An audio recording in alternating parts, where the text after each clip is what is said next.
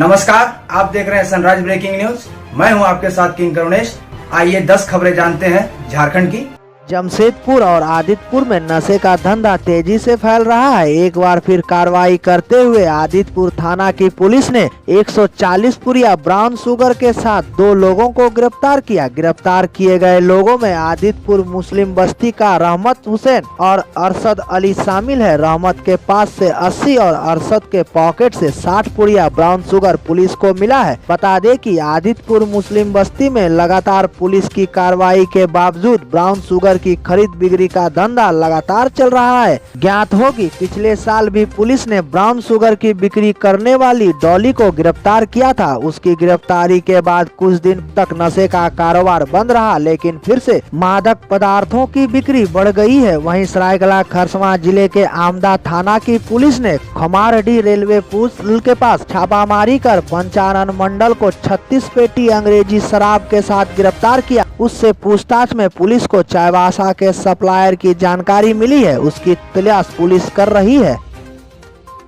वैश्विक महामारी कोरोना का शिक्षा पर असर पड़ रहा है। वर्तमान स्थिति को देखते हुए विद्यार्थियों के सत्र नियमितीकरण हेतु ऑनलाइन क्लास ही विकल्प दिख रहा है, लेकिन इस क्रम में यह भी ध्यान रखना होगा कि बच्चों में नकल की कुप्रथा न विकसित हो जाए। हमें इस प्रकार परीक्षा लेने की दिशा में और ऐसा प्लेटफॉर्म विकसित करने पर ध्यान देना होगा जहाँ विद्यार्थी नकल न कर सके, चीटिंग न कर सके। उक्त बातें राज्यपाल द्रौपदी मुर्मू ने कही। वे आज वीडियो कॉन्फ्रेंसिंग के माध्यम से विभिन्न विश्वविद्यालयों की शैक्षणिक एवं प्रशासनिक कार्यों की समीक्षा कर रही थी। इस उच्च स्तरीय बैठक में उच्च एवं तकनीकी शिक्षा विभाग सचिव के खंडेवाल, राज्यपाल के अपर मुख्य सचिव शैलेश कुमार सिंह, राज्य में स्थित विभिन्न विश्वविद्यालयों के कुलपति, प्रभारी कुलपति एवं अन्य पदाधिकारीगण मौजूद थे। वीडियो कॉन्फ्रेंसिंग के दौरान राज्यपाल ने विद्यार्थियों को बेहतर तरीके से ऑनलाइन क्लास लेने पर जोर दिया। उन्होंने ऑनलाइन क्लास में लगातार अनुपस्थित रहने वाले विद्यार्थियों की समस्या सुनने और काउंसलिंग करने को कहा है। उन्होंने कहा कि हमारे शिक्षक YouTube पर भी अपने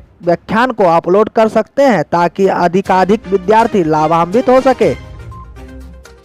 बीते 2 साल से राज्य कोरोना महामारी की चपेट में है। राज्य की आर्थिक गतिविधियां रुक रुक कर चल रही है। आर्थिक गतिविधियों की धीमी रफ्तार ने लोगों की जेब को जहां हल्का कर दिया है, वहीं बढ़ती महंगाई ने भी हालत खराब करके रखी है। आलम यह है कि 2 वक्त की रोटी भी बहुत महंगी हो गई है। बढ़ी हुई महंगाई को लेकर शहर के दुकानदारों का कहना है कि पिछले साल कोरोना संक्रमण में संपूर्ण लॉकडाउन के दौरान भी खाद्य पदार्थों की कीमत में उतनी वृद्धि नहीं हुई थी जितना इस साल बिना संपूर्ण लॉकडाउन में हो गई है। खासकर सरसों का तेल और रिफाइंड की कीमत में भारी उछाल आया है, जिससे महंगाई बेकाबू हो गई है। दाल की कीमतों में भी 30% तक तेजी आई है, जिसने आम लोगों के घर के बजट को पूरी तरह से गड़बड़ा कर रख दिया है। आए दिन उपयोग में आने वाले राशन के सामान की बढ़ती कीमतों की बात करें तो बीते साल की तुलना में इस साल सरसों के तेल की कीमत लगभग दोगुनी हो गई है। वहीं दाल की कीमत में भी 30 से 40% तक तेजी आई है। खुदरा मार्केट में राशन की कीमतों की बात करें तो तेल, दाल, आटा, सत्तू आदि की कीमतों में भी बढ़ोतरी हुई है, जिससे घर का बजट पूरी तरह से गड़बड़ा गया है। दुमका पुलिस ने सीबीआई अधिकारी और मजिस्ट्रेट बनकर के लोगों को ठगी का शिकार बनाने वाले एक व्यक्ति को गिरफ्तार किया है। गिरफ्तार व्यक्ति का नाम MK सिंह है, जो फर्जी सीबीआई अधिकारी बनकर लॉकडाउन के उल्लंघन के नाम पर लोगों को ठग रहा था। आरोपी के पास से फर्जी प्रेस कार्ड सहित अन्य कार्ड बरामद हुए हैं। पुलिस की पूछताछ में खुलासा हुआ है कि गिरफ्तार व्यक्ति ने दुमका और देवघर में लॉकडाउन के उल्लंघन का हवाला देकर कई लोगों को ठगी का शिकार बनाया है। पुलिस ने पूछताछ के बाद उसे जेल भेज दिया।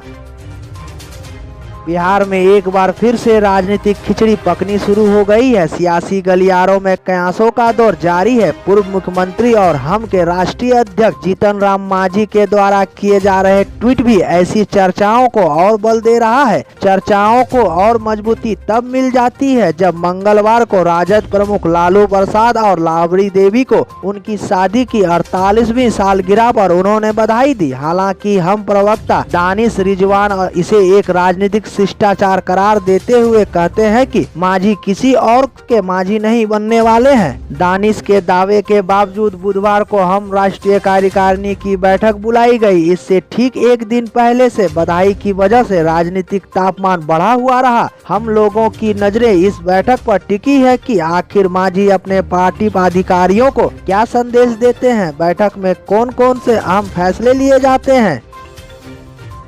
राज्यसभा चुनाव 2016 में वोट प्रभावित करने के मामले में पीसी एक्ट जोड़ने के मुद्दे पर अब 5 जून को सुनवाई होगी। कोर्ट के आदेश पर एपीपी ने केस स्टडी करने के लिए समय की मांग की थी। कोर्ट ने 5 जून की तारीख तय की है। बता दें कि जांच अधिकारी ने मंगलवार को न्यायिक दंडाधिकारी की अदालत में पीसी एक्ट जोड़ने का आवेदन दिया था। बुधवार को हुई सुनवाई में अपर लोक अभियोजक टोप्पो ने केस की सुनवाई कर रहे न्यायिक दंडाधिकारी अनुज कुमार से समय की मांग की। अदालत ने अपर लोक अभियोजक की मांग मान ली। अब हॉर्स ट्रेडिंग से जुड़े इस केस में करप्शन एक्ट की धारा जुड़ेगी या नहीं, इस पर 5 जून को सुनवाई होगी। जानकारी के अनुसार अपर लोक अभियोजक ने केस के अध्ययन के लिए समय मांगा है। बता दें कि केस के आईओ ने मंगलवार को अदालत में आवेदन देकर के पूर्व डीआईजी अनुराग गुप्ता एवं पूर्व सीएम रघुवर दास के प्रेस सलाहकार रहे अजय कुमार पर करप्शन एक्ट की धारा जोड़ने की मांग की थी। झारखंड सरकार के जल संसाधन विभाग जमशेदपुर में स्वर्ण रेखा और खरकई नदियों का फ्लड प्लेन जोनिंग कराएगा। इस पर फैसला बुधवार को विधायक सरयू राय और जल संसाधन विभाग के सचिव प्रशांत कुमार के बीच हुई बातचीत के दौरान तय हुआ। सरयू राय के मुताबिक यस तूफान के दौरान जमशेदपुर के रिहायशी इलाकों में कई स्थानों पर पानी घुस जाने के कारण कई घरों के निवासियों को काफी नुकसान हुआ है। कई स्थानों पर नदियों की तेज धारा के कारण कटाव की प्रवृत्ति भी देखी गई। नदी का जल स्तर बढ़ने से नालों में पानी का उल्टा दबाव बढ़ता है और किनारे के घर डूब जाते हैं। इसे देखते हुए फ्लड जोनिंग कराया जाना मुनासिब है। सरयू राय ने सचिव को बताया कि मानगो पुल से आदित्यपुर टोल ब्रिज के बीच नदी को भर करके सड़क बनाने से नदी का मुहाना पतला हो गया है। इससे बाढ़ का पानी पसरने के बदले ऊपर उठ जाता है, साथ ही दोनों किनारों पर दबाव बनाता है। मानगो पुल के नीचे बारीडीह मोहरदा के बीच में नदी का प्रवाह वेग काफी तेज हो जाता है, साथ ही तेज गति से पानी ऊपर उठता है, जिससे नदी किनारे बने घरों का पर दबाव बढ़ता है।